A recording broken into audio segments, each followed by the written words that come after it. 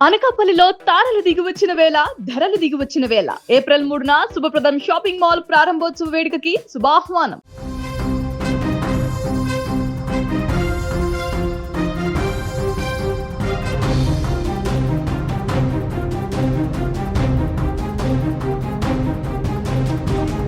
పశ్చిమాసియా ఇప్పుడు ఒక అగ్నిగుండంలా మారింది.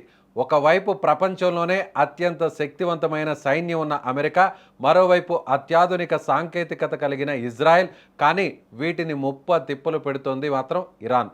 అవును, గత నెల రోజులుగా సాగుతున్న ఈ యుద్ధంలో ఇరాన్ ఒక దేశంలా కాకుండా ఒక గెరిల్లా సైన్యంలా పోరాడుతుంది. తక్కువ వనరులతో ఎక్కువ నష్టాన్ని ఎలా కలిగించాలో ఇరాన్ ప్రపంచానికి చూపిస్తోంది.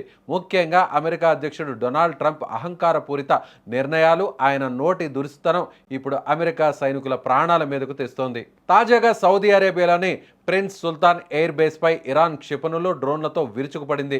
ఈ దాడిలో కనీసం 10 మంది అమెరికా సైనికులు గాయపడ్డారు. అందులో 2 పరిస్థితి విషమంగా ఉంది. అమెరికాకు చెందిన రీఫ్యూలింగ్ విమానాలు కూడా ధ్వంసమయ్యాయి. అయితే ఇంత జరుగుతున్న ట్రంప్ మాత్రం ఇంకా తన వింత ప్రవర్తన వీడలేదు. ఒక వేదికపై మాట్లాడుతూ హర్మూజ్ జలసంధిని తన పేరుతో ట్రంప్ స్ట్రైట్ అని పిలుస్తూ జోకులు పేల్చుతున్నాడు. ఇక్కడ వేల మంది ప్రాణాలు గాలిలో కలిసిపోతుంటే, ఆర్థిక వ్యవస్థ అస్తవ్యస్తం అవుతుంటే ఒక దేశాధినేతగా ట్రంప్ వ్యవహరిస్తున్న తీరు నిజంగా హాస్యాస్పదంగా ఉంది. అయితే ఇక్కడ ఇరాన్ తెలివితేటలు మనం మెచ్చుకోవాలి. ప్రపంచ దేశాలన్నీ ఆంక్షలతో ఊపిరాడకుండా చేస్తున్న ఇరాన్ తన వ్యూహాలను పక్కాగా అమలు చేస్తుంది. హెర్మూజ్ జలసంధిని మూసివేయడం ద్వారా ప్రపంచ చమురు సరఫరాను తన గుప్పెట్లోకి తెచ్చుకుంది. ట్రంప్ తన వ్యాపార బుద్ధితో గడువు పొడిగిస్తున్నానని చెబుతున్నా ఇరాన్ మాత్రం తన పట్టు సడలించడం లేదు. నిజానికి ఇరాన్ ఇక్కడ ఒక తెలివైన చదరంగం ఆడుతోంది. అగ్రరాజ్యాన్ని చర్చల పేరుతో ఊరిస్తూనే మరోవైపు తన క్షిపణులతో ఇజ్రాయెల్, సౌదీలోని అమెరికా స్థావరాలను వణికిచ్చేస్తుంది. మరో ఆసక్తికరమైన విషయం ఏంటంటే ఈ యుద్ధంలోకి ఇప్పుడు యెమెన్ కూడా ప్రవేశించింది. తొలిసారిగా ఇజ్రాయెల్పై యెమెన్ క్షిపణి దాడి చేసింది.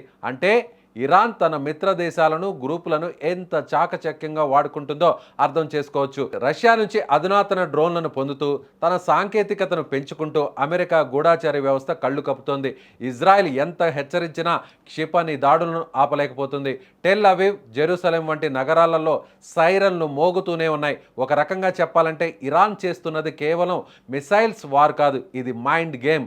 ట్రంప్ లాంటి అహంకారికి ఇరాన్ తన వ్యూహాలతో బుద్ధి చెబుతోంది. అత్యాధునిక ఆయుధాలు ఉండవచ్చు, కానీ సరైన వ్యూహం లేకపోతే ఎంతటి అగ్రరాజ్యమైనా మోకరిల్లాల్సిందేనని ఇరాన్ నిరూపిస్తోంది. రాబోయే రోజుల్లో ఈ యుద్ధం ఇంకెన్ని మలుపులు తిరుగుతుందో వేచి చూడాలి.